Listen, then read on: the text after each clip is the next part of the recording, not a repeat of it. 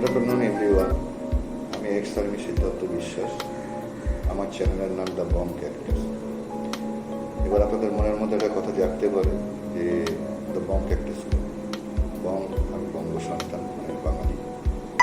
Cactus কথার উত্তরটা আমরা সবাই জানি, কারণ আর 10টা লোকের মতো আমার জীবনযাপনটা মহমলের মধ্যে কাটি। বিস্তারিত আপনাকে জানাবো, আমার ভিডিওগুলো ওয়াচ করুন, সব কিছুই জানতে পারবেন। এই চ্যানেলে আমি আমার লাইফস্টাইল এবং পরিবার নিয়ে যে ভিডিওগুলো হয় সেগুলোই আপনাদেরকে আমি প্রস্তুত করব।